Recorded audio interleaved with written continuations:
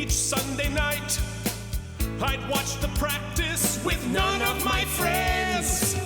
I'd turn the dial to ABC to see the creep of the week that Bobby Donald defends. But I'm out of practice. With your hosts, Keith Varney, Out of practice. And Mike Indeglio. Hey! Way back in high school, most every keep focusing, night, keep focusing. My mom watched QVC, so I'm not getting any more attractive. There was no TiVo. What could I do? Wait 15 years, get fat, then stream it on Hulu. Out of practice. Mike likes to be in focus. I'd prefer to be off camera. Out of practice. The internet has been blessed with more Mike and Keith! Out of practice. And welcome to the Out of Practice Podcast, a weekly podcast that talks about David E. Kelley's award-winning series, The Practice. We're about to talk about Season 6, Episode 8, Dangerous Liaisons.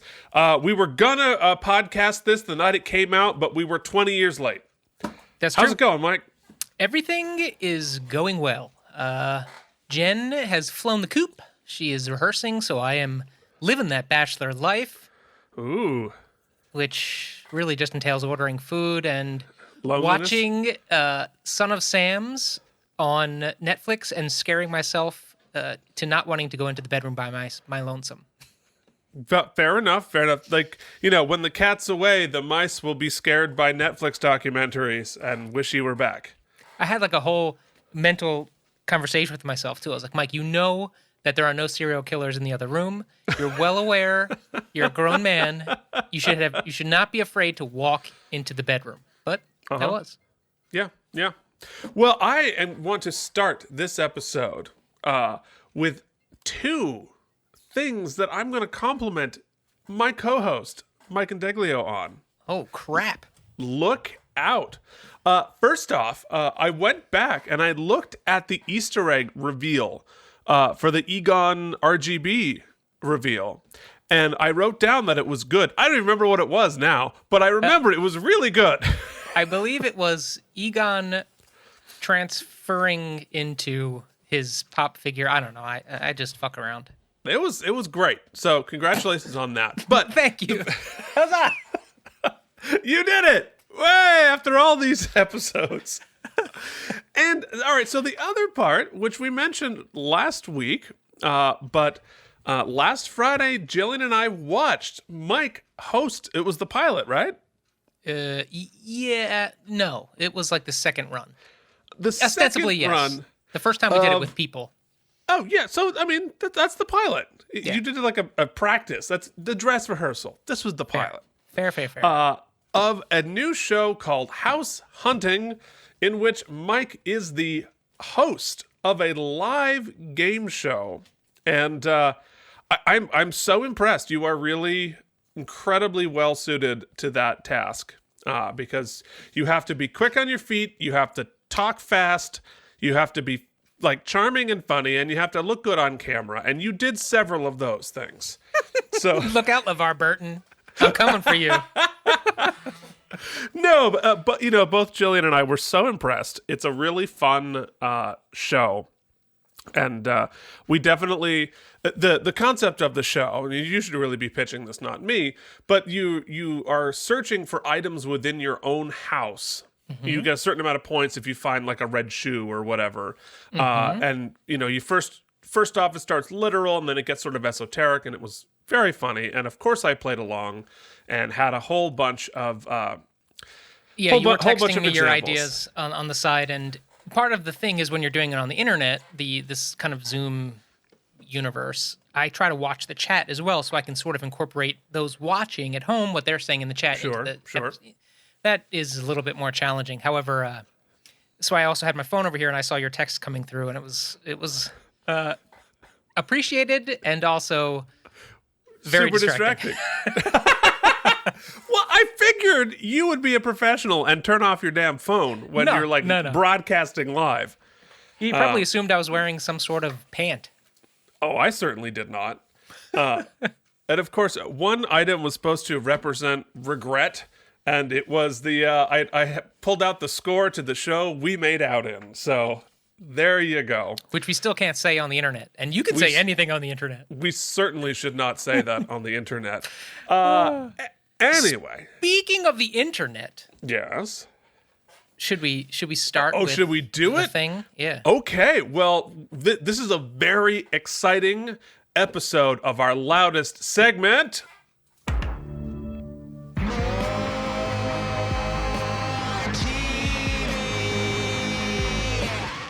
Okay, so we teed this up a little bit last week or the week before, but you know what the internet has not been clamoring for. What the internet has not been asking for, begging for, beating down our door, and but we're going to give it to you anyway, and that is more of us. Mm-hmm. More of Mike and Keith talking about nonsense from 20, 25, 30 years ago. We are starting a new YouTube show. It's a video show. It will not be a podcast. It is a video show entitled Look at My Star Trek Toys, in which we are going to review my enormous collection of Star Trek action figures. We're super excited about it. We have the first 2 episodes in the can now. They will be released by the time you see this. So on this YouTube channel, which is now expanded, I was going to say metastasized, but that's just, Jillian keeps telling me not to say that. She's as usual, she is right. As always, she is right. But now this YouTube channel will be KME, Keith and Mike Entertainment, which will now include the new series, Look at My Star Trek Toys. And now, those of you who are worried that we're going to, first of all, I only agreed to do it if Keith agreed that we had to make it ridiculous. And so it is that. It is Have ridiculous. we ever done anything that isn't? That's true. It's definitely on brand, I would say. Does this mean, Keith and Mike, that you won't be doing the Quantum Leap podcast? You won't be doing other things? No. In fact, this only gives us the umbrella in which to do these things. One thing at a time. We're hyper-focused on the Star Trek toys. 2 things at a time. Will there be other toys? Maybe. Will there? I'm trying to I'm soft committing to a lot of things. Who knows is really where I'm going with this. Who knows? But it is fun. I can't believe how much fun we had. We're keeping them to 30 minutes. We thought they'd be 10 minutes. 5 actually was the original. We're going to go 5 to 10 minutes. And so the pilot episode, we were going to do the first 11 action figures. And so you text me halfway through. We got through 6 of them. And you're like, we're at the 30-minute mark? Yeah, we should maybe we can't help ourselves. Yeah. But coming up, episode 4, here it comes. So look out. I guess while we're here, I'm trying to think if there's anything else I've been watching. Well, did you watch the Academy Awards by any chance? I did not. Yeah. That was that. That was a great segment, guys. No, I did watch another movie called The Kid Detective, which is on VOD right now, which is a pretty cool movie. It's sort of about this is a weird pitch, but remember Encyclopedia Brown? It's basically what happens if Encyclopedia Brown grew up and still had the idea of what that old school penny arcade America was, faced with the new reality of where we live. It's a cool watch. You should check it out. Interesting. Yeah, you should check it out. And of course, like I just mentioned, I've started the first episode of Sons of Sam, which is a look at David Berkowitz and an alternate theory of whether or not he acted alone. So first episode in, it's pretty cool. And make sure your spouse and or significant other are with you. Apparently, yeah, it was spooky. And there's a couple of other I do want to have a conversation at some point about this video game I played, but now's not the time. So Yeah, I guess that's it for more TV. All right. Well, let's move right along into Filings and subpoenas. Filings and subpoenas. Filings and subpoenas. Filings and subpoenas. Okay, well, we heard on the Instagram from the Practice TV account talking about, I don't know, one of the episodes. I don't remember what they It's been a while. We were ahead for a while, and now we are no longer ahead. We are no longer ahead. Because we had to play with Star Trek toys. It's definitely because we had to play with Star Trek toys. No, he was talking about Honor Code and said that was the best episode ever, which, of course, if you remember, that was the really fun one where Eugene outed Jimmy for telling the parents about the medical condition. That was a great episode. That was the last one we did, actually. That was 607. Was that 607? Yeah. Because that's when... No, that's 606, because Suffer the Little Children was last week. Yeah, but there's two, because they had the one where they had a sandwich, and then the next one... They didn't have a sandwich, and he was mad again. They brought Jimmy to the bar. That was Suffer the Little Children, right? Oh, right. That was. Okay, then it wasn't that. I know it was Honor Code. When I'm right, we have an issue. Oh, man. We're off to an excellent start. Hey, did you watch the Oscars? I did start them. And I was like, hell no, oh yeah. But I love how you teed it up. You had a big opinion on it, but you're just like, no. Well, I can tell you something that one of our good friends and moderators did watch. We have a couple filings today about things that people have watched that aren't the Practice. So Phoenix, our moderator Phoenix Cage, says The Langoliers. That's where I knew her from.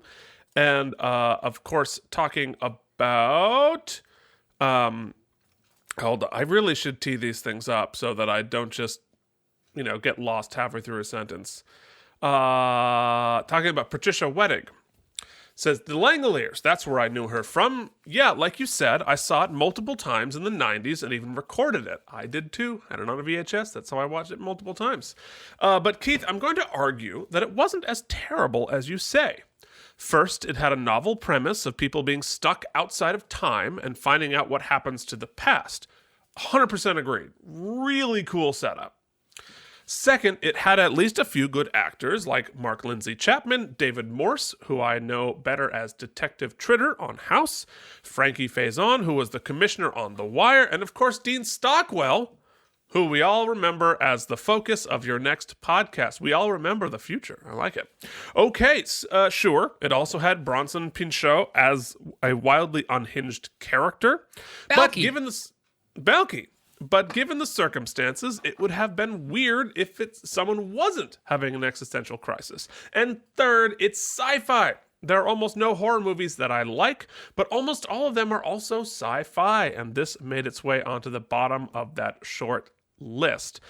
Yes, I mean, I think the premise was... Mike, did you see it? Yeah. I thought the premise was so cool and so interesting, and then it just sort of petered out, and the writing wasn't good, the acting, there's some good actors in there, but on the whole, there were some not great moments there. And what really killed it was the horrible CGI monsters eating time at the end. It was... Even at the time, that CGI was like, oh, that's embarrassing. So, I don't know. Those are my feelings. What were your feelings on The Langoliers? About the same as the Oscars. You watched the first 10 minutes, then got bored and asked me what I thought? Me. Yeah. All right. So we also... adaptations are tough, man. They're not always great. Sometimes they're okay. Well, Stephen King is particularly hard to adapt because he sometimes goes deep into the esoteric as well as the stories that he sets in the real world are a lot easier to adapt because he has all these universal themes of, nostalgia and being bullied and feeling like an outsider. But his horror stuff is, I'm a huge fan, but sometimes, like at the end of it, the actual end of it is unfilmable. They tried to do a little bit better on the second movie, but you can't really, because you're like zooming through space and time, biting the tongue of a turtle. Like, how do you show that on screen? Anyway, blah. I'll tell you what does transfer well, and it does actually speak to the podcast, so it's somewhat on topic, is some of King's hard-boiled detective stuff. Like, he just released a new book called Later, which is a pulpy detective story about this kid who can see dead people, fits into his universe.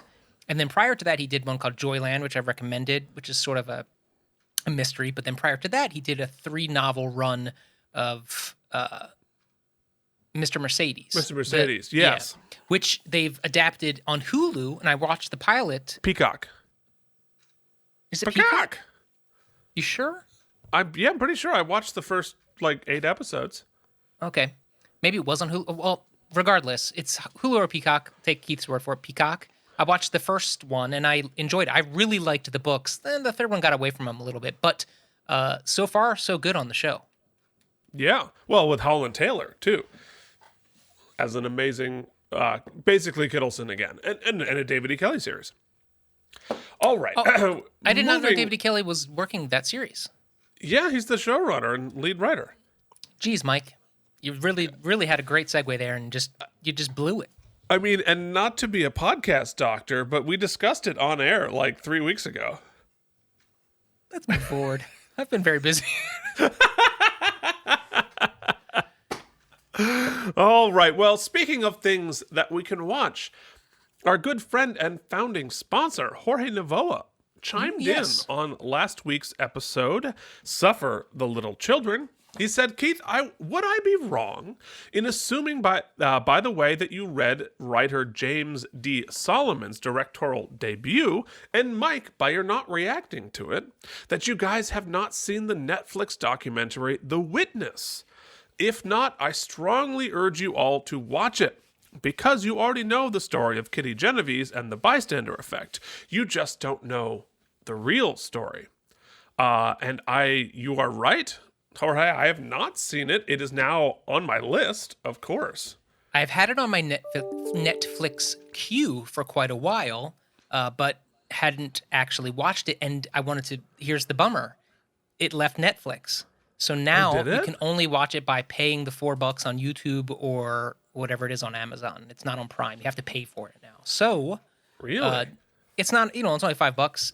It's a recommend from a founding sponsor, so I think that we should watch it. That's what I'm saying. Well, you just have to figure out, is it available on Netflix and anywhere else in the world? Well, you want to start, you want a VPN back? I mean, it's $5, Keith. Jesus. We make a lot of money off the podcast. We can afford to... We have. Yes, it is true. Some would say it's a nest egg. Some would say it's a nest egg. It's a very small robin's nest egg. Clearly the pathway to fame and fortune. I mean, but if this doesn't do it, our YouTube show about my old action figures certainly will. Mm-hmm. Are you at home screaming, but Mike, you keep talking about the fact you're not a Star Trek guy. That's true. I'm still co-hosting a podcast because Keith couldn't get anyone else to do it. Same could be said about The Practice. That's fair. That's fair. Because you don't know anything about it. Well, you didn't. Now you're a huge Practice nerd. It's true. But when we started this, you'd never seen an episode. Is that all we got for Filings and Subpoenas, by any chance? That's all we got for Filings and Subpoenas. We didn't talk about your cat yet, Keith. Is the internet going to survive? Oh, okay. Well, then let's do this when I can find. There we go. We have tried for years to make this podcast a success. We failed! It's time to give the world what it wants. Meow, meow! Hot cat content. Meow, meow. Hot cat content. Meow, meow. Hot cat content. God damn, that's the best one now. My new fave. I think you're just bored of all the others. Yeah, maybe. It's possible. So, you want an update on Charlie? I do. I want to know how Charlie's doing. Okay, well, Charlie's doing great. He's sitting directly above me in his room.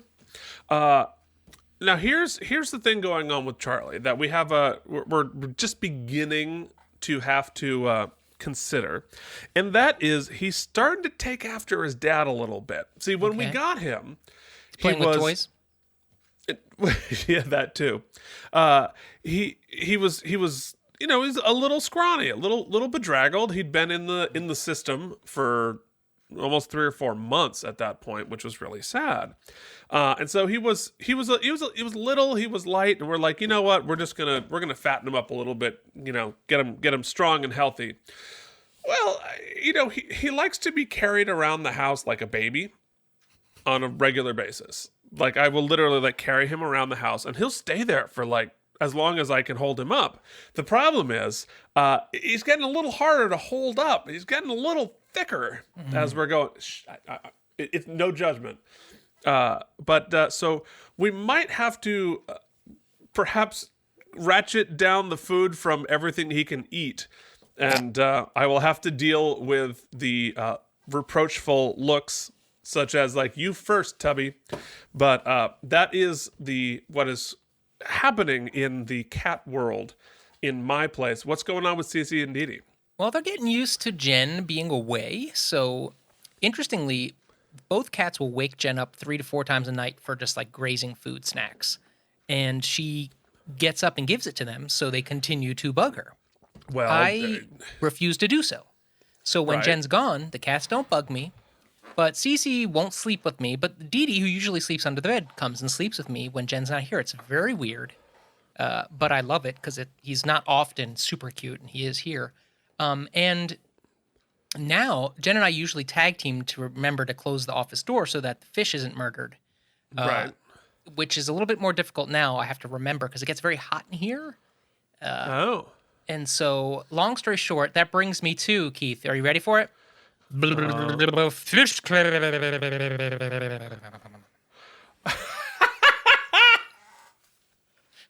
We have a fish cam! Fish cam, baby. That's amazing. He appears to still be alive. He's there. He likes to fly amongst his leaves, and he's he's doing his thing. He's enjoyable. We can check in anytime. We can bring him in live. We can do whatever we need to do. We've got fish cam. That's so exciting. I can't believe Toy Cam from Look at My Star Trek toys already has a spin-off, and we haven't even dropped the first episode. Oh, yeah. I've got so many ideas that are stupid, and so we'll continue to do them. But just let's check in one more time. Well, he's not swimming around, so it's not worth it. Come on, buddy. No? All right. Forget it. All right. Well, it'll be very exciting when Dee Dee eats the fish live on air. Yeah, all right. It is time to move forward and hop into the time machine, and we are going all the way back to December 2nd, the year 2001. And I have a very important question. Hey, Mike, what was going on this day in the basement? Well, Keith, this was still my first year in New York City. And around this time, my friends and I took a journey down to close to Wall Street. There was a kind of a makeshift memorial taking place down there by Ground Zero. Right. We mentioned it on the show. It was kind of weird and smelled kind of funny and burnt everything. And there was only, you could only get to this little window to look at Ground Zero. But before they built this kind of overpass, they hadn't shut it down entirely. So you could get around in certain areas and actually see the work being done. We didn't really go that far. We looked through the window, but I was able to find some footage that I would like to share here. You took this footage? I did not take this footage, but it is surprisingly exactly then. 2 days later. Yeah. So you can see here, you could get close. You can see the rubble, and there are some shots that were still smoking. They had laid a couple of iron crosses to that, and it was just still only 2 months later, so it's just completely this dig out effort. I mean, it was still smoldering for months and months. Months and months. Lord, and many of these people you see working here got sick, very sick. Yeah. And still haven't really been taken care of, which is a shame. But as a person who had just moved to New York City, it was we had talked about this on the show. It's really hard to figure out your feelings and to Sure. sort of comprehend the whole enormity of the situation. But that's just that hole there. And the fact that it's still mind-boggling to think about, the fact that they were able to get all of that somewhere else. You know what I mean? It took years upon years, but they were able to get it somewhere else. And now I'm thinking back, they're so close to Christmas, that first Christmas, all those families without loved ones. Yeah. Well, and they were still recovering bodies at that point. And and what Jon Stewart has been doing, advocating for these people, these first responders and these people who worked on the site to take care of them. And it is a national shame that they have not been cared for better. For sure, because it was heroic work and a feat of engineering on top of the human tragedy to accomplish that. So, yeah, very interesting. I remember going, about 6 months after that was my first time down there. But yeah, interesting. Good footage. I mean, not good footage, but fascinating footage for sure. Interesting, yeah. Well, speaking of interesting and far, far less tragic, if not any more successful. So, again, thanks to the email archive, I know exactly what I was doing. And in fact, I know exactly what I was doing that night, because I was debuting my first composition at Eastman, because I was taking a composition for non-majors course, why I didn't start doing that from freshman year, I have no idea. Or perhaps minor in it. I don't know. I was too lazy. So I debuted in the concert, an evening of stuff like that, a piece which is going to be perfect, because at that point and for the rest of my life, if I name something, I name it after my cat growing up, and my cat's name, of course, is Charlie. So so this is Charlie Jr. But at this point, I named this piece Charlie 6, because I named it consecutively, or Thing I'll Have a Title For by Wednesday. As usual, people didn't get me. People didn't. You're an acquired taste, buddy. An acquired taste. It was like etude in B flat minor, and mine was like Thing I'll Have a Title For by Wednesday. Nobody else had lyrics.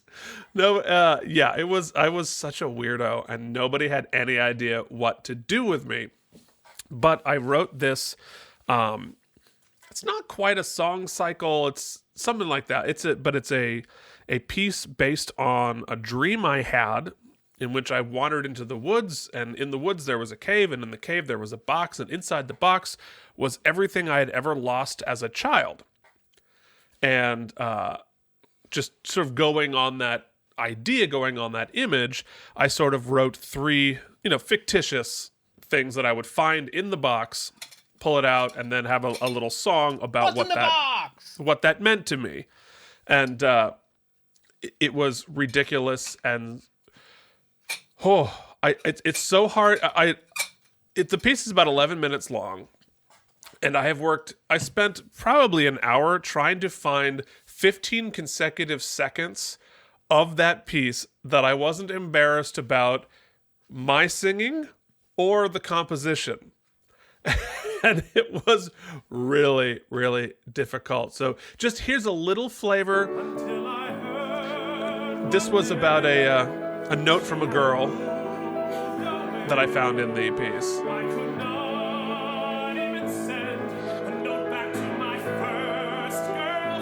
I was writing like an 11-year-old. It's a cute piece. Also, are you playing as well? No.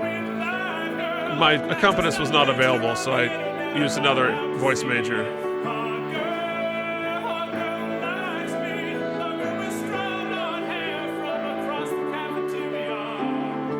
So, anyways, there's a little piece is just...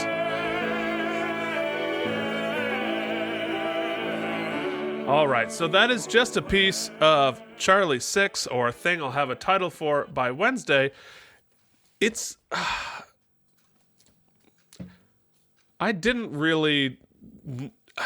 I went to the wrong school. I mean, you and me both, buddy.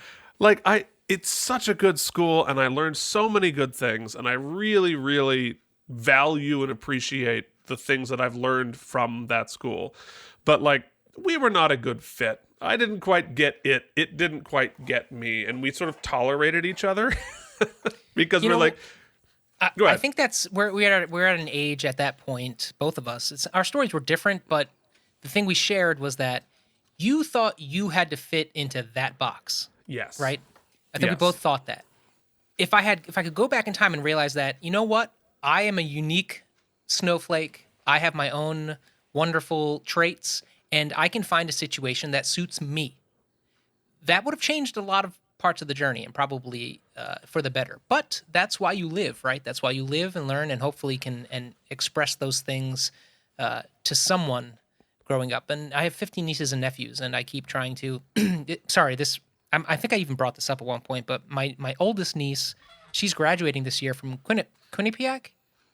Mm-hmm. Brilliant, wonderful. And I remember when she had her high school graduation party a 4 years back, you know, all of her friends were sitting around. They're from Long Island. It's a affluent community, and they're all talking about where they're going to school, blah, blah, blah, blah. And I could see a couple of her friends being pretty mum it went into the conversation, and they were expressing how they were going to either state school or decided to take a year off or whatever it was. And it was one of those times where I was able to actually be the voice that's like, you know what, that's very smart fiscally. It's very smart. If you don't know what you want to do, you don't feel rushed. And of course, some of the parents who were at this party were none too keen about my advice. But I stand by it. You know, we've talked about it ad nauseum, but that's our job now, man. We're old people who need to fight the truth. Do your own thing. Exactly. Be your own person. Well, I think taking a year off is smart for any number of reasons, the least of which, like, your brain is just barely developing. You have no idea what you want to do when you're 18. And I guess the thought that I would take into it, and I don't mean this in some sort of like, oh, I'm awesome, we're powerful, and everyone's nothing to me. Pompous. Keith is pompous. But, like, we go through school and even through college with this idea that we work for our teachers. And they're the boss. And we're there to please them, to meet their expectations, to get whatever that, you know, it doesn't matter what we want, doesn't matter what we think. We're there to sort of like do what we're told in that sense. But really, especially once we get into college, our teachers work for us. Not in some sort of like a condescending weird way, but you are paying them to teach you something that you want to know. Something that will help you moving forward in life.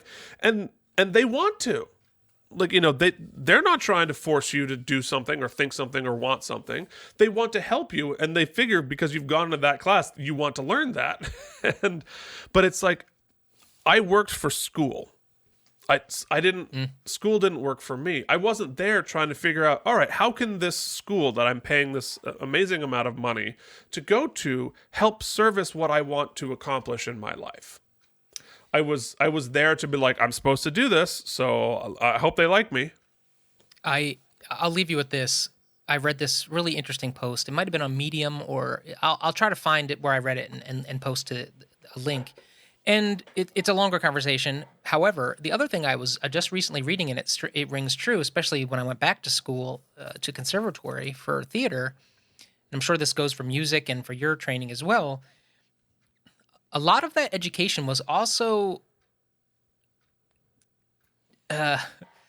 for lack of a better way to put it, conditioning young, impressionable people how to accept trauma. And that trauma is okay. And, you know, breaking people, you need to be broken down. You need to be open. You need to be able to talk about, are you a virgin? Are you this? You know, like things that maybe an 18-year-old isn't ready for, and all in the name of, well, this is the kind of shit you're going to have to put up with. You're, you know, like throwing you out of class, you're a piece of shit, all kinds of stuff. Now, we can argue whether or not that's constructive, whether that's for the arts, I would say that when you're 18, they're telling you that it is. So you just go with it, right? You're not equipped to fight back on something like that. Yeah. And then you look at, our industry is having a revolution right now. Well, at least where people are acknowledging a lot of the trauma and a lot of the hate speech and a lot of the inequality. Confusing or like selling bullying as teaching. Yes. And it's not. And that goes on in the classroom. It goes on in the rehearsal room. It goes on stage. It goes on backstage. And the reckoning that's taking place right now is people realizing it's not people being snowflakes, right? It's people realizing, we've been fed this bullshit, like that it's part of the industry when it doesn't have to be. No, and I couldn't agree with you more. And especially there's this acting teacher sort of idea where you're like half your school bully, half somebody's therapist, but you have no therapy degree, where you're just like poking at shit to get a reaction, and somehow that's acting teaching. Fuck you. Yeah, it's that's what I have to say. That's a about whole different our Follow Spot podcast would be a different podcast today. It sure as heck would. We'd sure have to change the jingle. Anyway, we should jump into the next thing. Yes, indeed. Let us stay 20 years ago, but zoom out and talk about... It's time for the Out of Practice Podcast's This Day in the World.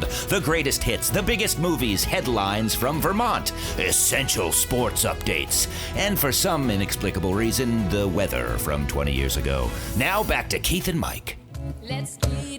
Well, folks, as I mentioned, we're talking about December 2nd, the year 2001. And we're going to talk a little bit about the trivia of the day. The cover of the Burlington Free Press talked about the talk of IBM closure won't go away. There was a giant IBM chip-making plant in Essex Junction, Vermont, which I spent a summer working at, actually. That's the last time I got a paid vacation day was when that summer job I had in college at IBM in like 1999. Anyway, IBM did indeed sort of close down the plant. They continued to downsize until Global Foundries took over, but this was in 2014. So they stuck around for longer than the paper thought they were going to. Meanwhile, the top movie was Harry Potter and the Sorcerer's Stone in week 3 of Domination. And the top song, as we heard, was Family Affair, performed by Mary J. Blige. I don't know if she wrote it, but I do know what I wrote. It's a segment called... It's time for Sports Ball. The New York Football Giants were on a bye. Meanwhile, the Philadelphia Football Eagles beat down Dick Vermeil's Kansas City Chiefs on Thursday night at Arrowhead 23-10. McNabb outdueled Trent Green, Tony Gonzalez, and Priest Holmes to remain on top of the NFC East. Oh, that was pretty good timing, buddy. Oh, you know what? I could feel the last repeat coming. Slowed down. It's professional broadcasting, folks. It is pretty good. The most professional thing we do here on the show. But even still... I'm a human being, God damn it! My life has value, and I'm not gonna take this anymore! It's time to talk about the damn episode! Okay, we are talking about Season 6, Episode 8, Dangerous Liaisons. This was written by David E. Kelley. He came in, he took back the sandwich, he took back the pen, he made this episode all by his damn self. It was directed by Andy Wolk, who last directed The Confession, one of my favorite episodes of last season, which leaves us with only one last thing to do. What is that supposed to mean? What's your problem? Is this what happens to women when you insert your penis? Me playing guitar. What? What does Mike think's gonna happen? You know, what if he would have drank the curdled milk? Then what would have happened? Let's You know, hear Keith, that big sexy pitch. I tried to find that B-roll like birthday footage that I pulled that audio from. I cannot find it again. Did they pull it? Maybe. I looked all over. There's not too deep a well of behind the scenes practice footage that exists on YouTube. So maybe they pulled it. anyhow, look, Dangerous Liaisons. I see some pink shoes. I see it's very small, so I don't really see anything in the TV. But look, for weeks I've been asking for Assistant District Attorney Lowe and Helen McJudge Dredd to just knock some fucking boots. And I've been asking, and I've been being left unrequited every week. And so pour it. Pour it out. Thirsty. He's definitely thirsty. My wife's out of town. He's a bachelor, folks. My wife's out of town, and I want to see Helen Gamble bang a Lowe. Or give me something, all right? So I don't care about the case. I'm sure it's going to be good because David E. Kelley's writing. We know that he's got some very specific ideas of fantasy. He likes to make himself. The women get saucy when he's writing. That's all I'm saying. It's true. It's 100% true. And so, look, I'm sure there's going to be courtroom. I'm sure there's going to be drama. I'm sure there's going to be lawyering. But at the end of the day, what Mike wants to see is those boots be knocking. I got a very big dick. And we want to see it. And if you want to hear those boots knock and us talk all over an episode that I'm sure... Oh, wait, I see blind people now. Or maybe they're just wearing similar sunglasses. I don't know. It's different. I'm very excited about the episode also, by the way. Not just the banging. That seems like that's all you're interested in at this point. Let's go back to Fish Cam. No, go ahead and check out the QR code or join us on your podcasting service of choice to listen to Mike and Keith listen to The Practice Episode 6. Just kidding. Season 6, Episode 8, Dangerous Liaisons. We'll see you back for the after show and the oopsies in, about 4 hours or so. And we are back, baby. Slightly against our will. Fish Cam. Fish Cam. Oh, boy. Oh, boy. We just watched that episode. And that episode was entitled Dangerous Liaisons. Oh, perhaps had you seen the episode before, you might have spared yourself. But we spare you nothing in a segment called... Mike has 30 seconds to remember what just happened on the show. Lindsay's pissed. You should be pissed as a viewer. Bobby's for no reason, super into this murder lady who turns out isn't a murder lady. So Bobby was just into some chick who was having an affair with some married guy, which is always a great trait you're looking for in a mistress. Also, Willingness. Some old lady got raped, and she decides not to finger the guy in a lineup, but instead just shoots him in the face because that was a good idea by the cops. And yeah, that about sums it up. Yeah, I've never seen you come in under 30 seconds. It was a pretty easy one. Yeah, well, you know what else will be easy? Easy on our ears. A segment called...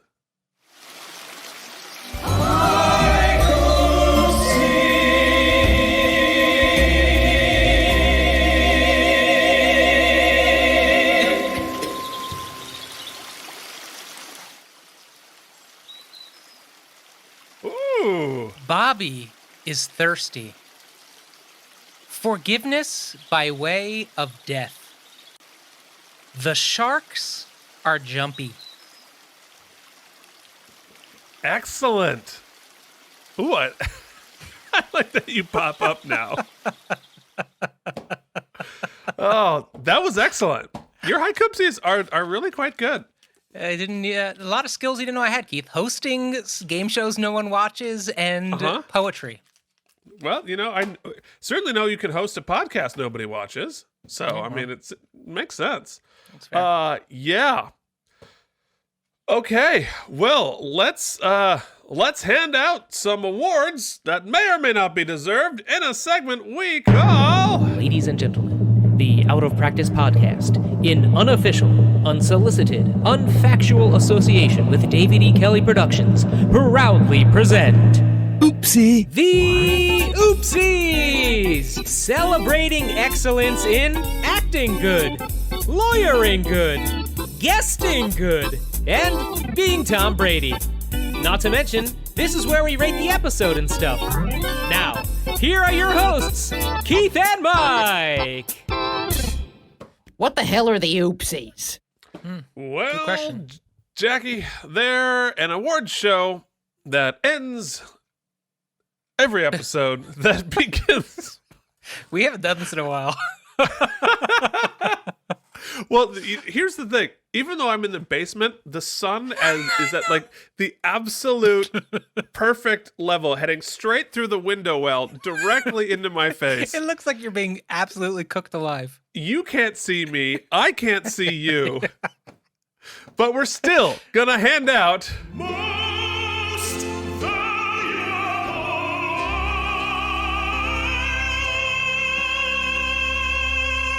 This is, however, a pretty fair approximation of actually how white I am in real life. This just in, Bobby does not win. All right? You could argue that Jimmy is a pretty good lawyer here, as he just keeps trying to like be the voice of reason. He does even pulls out some theatrics by having the lady wheel in, and then he's like calling Lindsay up. But he can't reel Bobby in. But here's the thing. The stunt Bobby pulled in court by presenting his best shot at reasonable doubt was well countered by the new district attorney in his incredible close, which I think both was to the point, was beat by beat, refuted everything Bobby had presented, and I think was the reason that he got his conviction. Now, we learn in a bizarre twist, unnecessary George Vogelman-esque thing at the end that it wasn't her, but the episode is stronger if it was her, I think. Right. But regardless, the conviction was gotten. And so our new district attorney, whose name I don't know, I can't say I've forgotten because I never knew it, he wins his first oopsie. ADA Kenneth Walsh. You're entirely correct. I thought he was the only competent lawyer in the room. Woo. And did a very good job getting the conviction, and again, with the absurd twist at the end. We've only had 8 episodes, and I think 15 people have gone to jail who we know didn't do it so far this season. Yeah. But yeah, no, I think it's very clearly our good friend ADA Kenneth Walsh. Congratulations on your MVL. I'm reaching for my mouse, but I can't see anything in front of me. Wait, hold on. Right Let me see if I can't at least match you. Ready? Oh, there you go. You got a long way to go. Those LED lights are not quite the sun. Well, yeah, that's true. Definitely more efficient, though. More efficient, some would say. Definitely. All right, let's continue with... Oh, shit. Already famous because you've been on TV. Keith, it's like we're power walking. I didn't even stretch. Way to go. But you're the best guest actor. You are the best guest actor. You are the best guest actor on the episode. When I do that dance, I stare at myself like I'm watching the mirror in a non-equity open dance call. I'm like, I gotta make sure I'm matching Mike exactly right because that matters. This one time I was at a dance call. It was not equity. It happened to be. This makes it more embarrassing. It was for the Broadway company of Jersey Boys, and Danny, the assistant choreographer, calls me up and he goes, "Listen, is there a reason why your eyes are crossed?"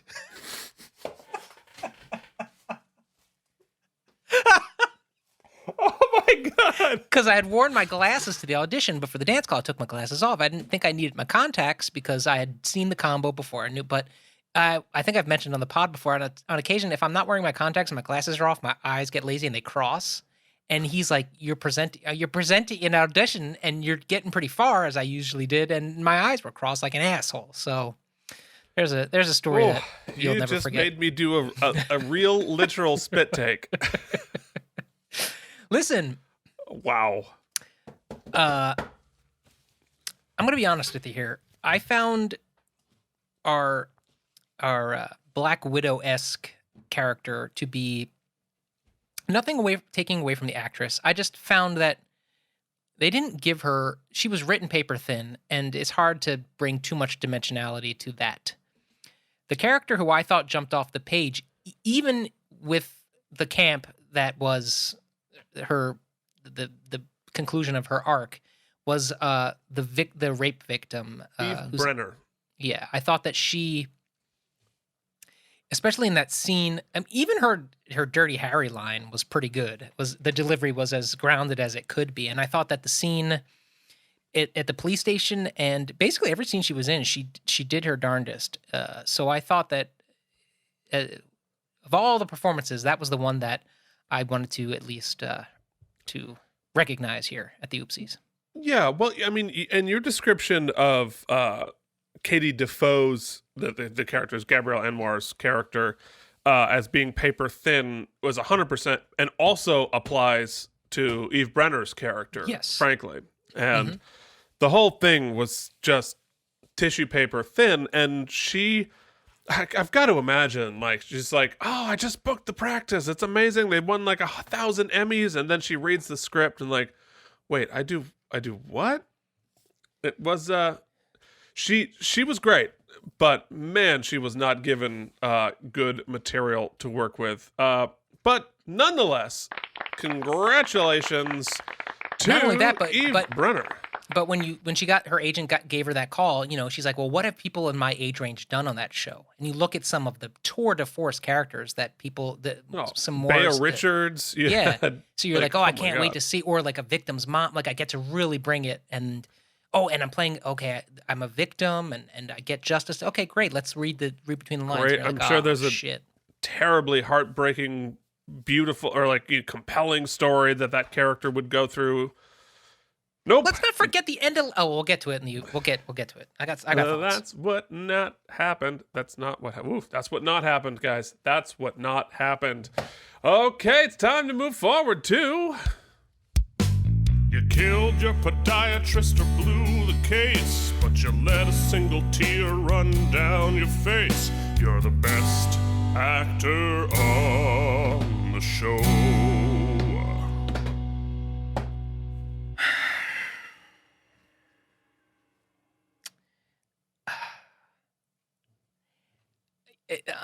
It's tough for me here because, yes, it's Dylan's episode for sure. However, he suffers the same fate as everyone. How Bobby was written here was just so. Bobby makes every wrong decision, almost every wrong decision, with no explanation for it. No explanation, really.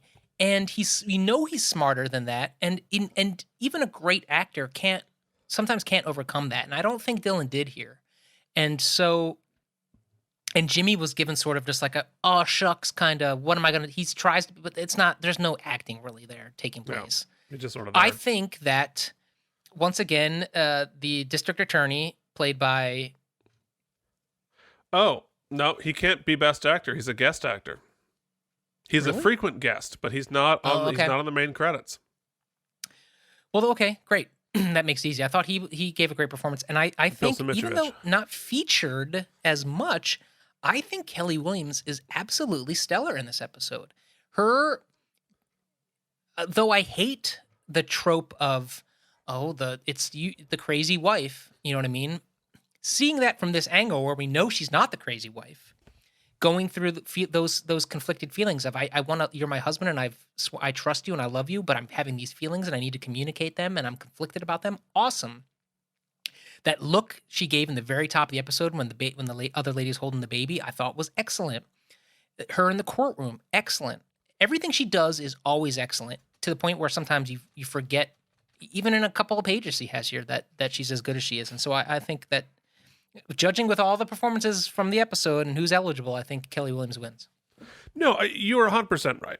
And I think that Kelly Williams here, I hate the way her character was written in this, and we'll talk about it a little bit more, but like the sort of, her character's written as a doormat in this thing. And she sticks up for herself a little bit, but like, no. She's absolutely written as a doormat. So Kelly Williams' acting was way better than the writing she was given to act. Yeah, sort of the flip of everything else. Yeah, so I thought she did an excellent job, like, polishing that turd as much as humanly possible. So congratulations, Kelly Williams, on your Best Actor. Oopsie. Coming up next, another person who annoys and disappoints me every single time I see him. The Tom Brady Award for being Tom Brady. I couldn't tell you what last week was. I have no concept of where we are. Identifying the Body Brady. Identifying the Body Brady. Great one. You didn't. Which I haven't posted it yet, but you're gonna like. Did you see Sub Shop Brady? Sub Shop Brady was good. That was a good one. For this one, Keith, I'll make it easy on you. I want to see Baby Brady being held by the other woman, Brady. So basically, just screenshot that one clip and put Brady's face on it. You know what I'm saying? Great. Okay. Baby Brady being held by Bobby's mistress. Tom Brady wins the Tom Brady Award for being Tom Brady. Okay, buckle up, kids. Ladies and gentlemen, it is time to announce how many spare tires this episode gets. Guys, I did not like this. If I'm being straight up and down with you, I thought it was... We've had such a run of good episodes, especially coming off last week with that emotional ending where Keith and I are weeping. And then this week, we not only do we started off with sort of a beat we've had before, where Bobby's with the Black Widow type lady and she's exotic and he's got a thing for her maybe. This time it's a little more explicit, I suppose, but it's still touchy and feely. And then he continues to just make bonehead decision after bonehead decision. The writing is like terrible. It frames Lindsay in a weird light, even though she's not the one at fault here. It goes against all the sort of stuff we've built. We've built a very much more responsible Bobby over the past few weeks. He's a good leader. He's a good friend. And here he puts Jimmy in a bizarre situation. He puts the firm in a bizarre situation. The client in a bad situation. His wife, everything wrong. Which and it's just bad writing. It's just bad writing. I don't know how else to say it, and it hurts my heart that it's David E. Kelly, but it is what it is. Okay, so let's go to the other beat. We've established Lindsay as this rape counselor, and we've loved where that's gone. We've loved everything they've done with it. So let's give her a really, and then we see that it's a senior woman, and what an interesting kind of story we could tell with this. This is something new we haven't dealt with in this light.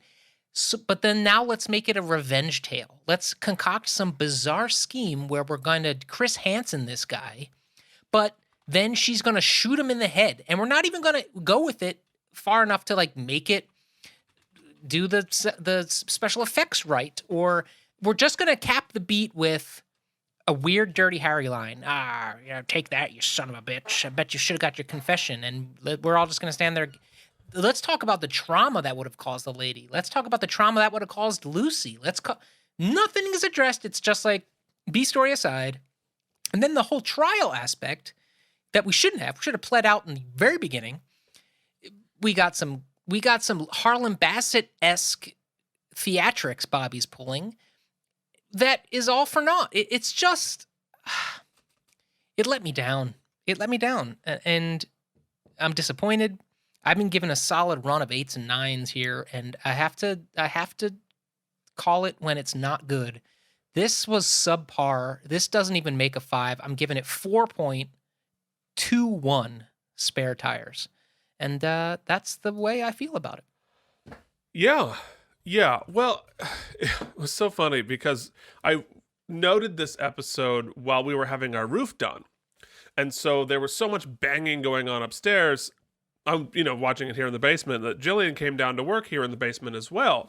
So, and she hasn't watched any of the episodes. And so she's, working on her laptop and having to listen to this episode. And I was like, it's not normally like this. I'm so sorry. Like, I swear this is better. But this episode is a sloppy cheeseball mess. It's it's just not a good episode, and there's so many different layers of not being good. Starting off with the really abrupt storytelling. It's similar to Jimmy having this giant gambling addiction just instantly, out of nowhere, with no setup for it, no pretense. We find out that they've been working with this woman for months. We've never seen her before. We haven't seen the progression of this relationship. And so at the downbeat of the episode, here we are, and Bobby is this slobbering mess over this woman. It's just so weird and abrupt. Also, like, this entire episode is a leftover tuna sub, because we have two stories here. We've seen both of them already. Bobby is in love with the woman he's defending for murder. Already did that. Done. We have the rape victim going crazy and pulling a gun. We saw Lindsay go through that in Guns, Lies, and Monkeys. Or Sex, Lies, and Monkeys, whatever it is. Point being, we've already done these and they were bad the first time. And you know, with the rape case, again, it's the same thing that happened with Lindsay's thing, where you take something so serious and so dramatic and so real, and you make it silly. The outcome of this case, of this woman's trauma, is this ridiculous, silly, tossed off ending that was so silly and overdone and cheesy. And then at the end we have the reveal about the wife who is in the wheelchair and she can walk. I forgot about that bullshit, but two of the cheesy, like, practice tropes, trick ending, whatever. Surprise, we got you. It was just not good. It was like, this is what you'd expect a spec script to show up at David E. Kelley's office.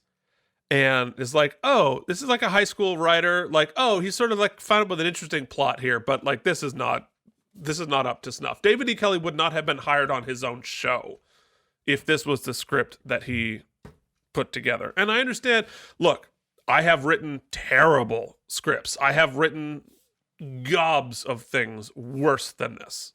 1,000 times worse. So like, everybody is capable of writing a turd like this. So like, seriously, no shade. I get it. I've done it. I have crapped out more worse things than this than he'll ever write. But it's just not good, and it does your show a disservice. I said this a while, I think it was last season, there was an episode where you did all of your characters a disservice, right? The character of Bobby is wounded by this. The seriousness of Lucy's job as a rape counselor is weakened by this. You treat Lindsay like a doormat again. Why is she with this guy? And frankly, their chemistry has never been really that strong. And this is a story you can tell the story of, okay, so let's say he has an affair. And they have to go through that. Fine, that's not why I come to the practice, but that's a perfectly valid story. So tell that story well. Or there's something about her, what Bobby's excuse at the end is, there's something about her that makes me feel protective. That would have been enough. They could have developed a friendship over that. Like, they didn't need to make that bullshit. You know what I mean? And it didn't need, and if you had told that story over a couple of episodes, and so we saw that develop in a way that was realistic and made sense, as opposed to just trust us, and we're just going to drop this in as if David E. Kelley hadn't seen the rest of the season. Oh, I don't want to interrupt your train of thought, but you brought it up before I forget. I feel like that ending was like his attempt, like he recognized that it was kind of a shitty script. It was like, well, let me see if I can just pull a rabbit out of a hat at the end, go back to the well with the George Vogelman reveal, and like maybe that'll be enough to put it over the top. I felt like it hurt the episode because it's so unearned and uninteresting. It's more interesting if she is guilty and goes to prison, right? It's like Bobby lost. No, for sure. I don't know. But and because he already like pulled the rabbit out with the surprise murder. Like they're just like dead rabbits flopping all over the ground right now, and like it's entirely like jumpy. Adding another Sharks one isn't going to help. You know what I mean? So anyway, that's. Whew, I knew I was going to light this one up. This was not as bad as Sex, Lies, and Monkeys, which was more offensive than this one. This one was just sloppy. I'm not cheesy. mad. I'm just disappointed. I'm just disappointed. I'm just disappointed. I was mad after Sex, Lies, and Monkeys. This one, I'm just disappointed. But you don't get a lot of tires. In fact, I'm not even going to give you a full car's worth of tires. You get 3.51 tires. That's all you get. It's not a good episode. There you have it. Let's talk about some things real quick. I'm guessing that's just for the walking. Walking shoes. Them your walking shoes? Yeah. All right. Them's some walking shoes. Plus, the time. Hold on. The timeline they established is also she got into the accident, was crippled. That's why he wanted to commit suicide, right? Why would, well, he never commits suicide. Clearly. Hold on. The ending's worse than I thought. Clearly, we're on the stand, right? Okay. If the defense's whole argument, whole case is basically he committed suicide because he felt so guilty that he broke her legs, then you would assume that in due diligence, the district attorney's office would get a doctor to confirm that she did indeed lose the use of her legs, right? If that's their whole case is predicated on that, someone would would figure out, oh yeah, she is crippled. That's not bullshit. That someone did that legwork. Well, but that was the defense's case, not the prosecution's case. Exactly. So you'd want to refute that case. So you would have we'd check up on let's make sure that the accident happened as was said and that she is injured and all that took place. Yeah. It's bull. In fact, I want to take another tire off. I don't know if you even update that page anymore, but I should someday. Whatever I said, one tire less. 3 point. Whatever. It's low as it is. It was some bullshit. Yes. Well, folks, you have listened through us being annoyed at this episode of The Practice. If you would like to join the conversation, let us know what you thought. Was it as bad as we said? Was it better than we said? Who knows? Was it worse? You can email us at outofpracticepodcast@gmail.com. You can find us on Facebook and Instagram at outofpracticepodcast. You can also do us a giant favor. Leave us a rating and review on Apple Podcasts or any other podcasting service of your choice. We will very much appreciate it. Give us 3.5 tires. I don't care. You still get to join the jury. Speaking of people we appreciate, this episode of the Out of Practice Podcast is brought to you by generous donations from our founding sponsors, Jorge Navoa, CloudLover69, Leanne Wrights, Jennifer Masanova, and Kari Kuhn. Did you know you can be one of those people? Give us money, a one-time donation or a monthly contribution. It does help us with the stuff we do, including, where's it at? Don't forget, our good buddy Fishcam is part of the situation, all right? You can help us afford Fishcam. If not, start watching this episode. Halfway through, turn it off because you hate it. Watch our other show where we talk about Star Trek toys and fire off, set your phasers to laser sounds. Laser sounds. All right. Nailed it? Yeah. Nailed it.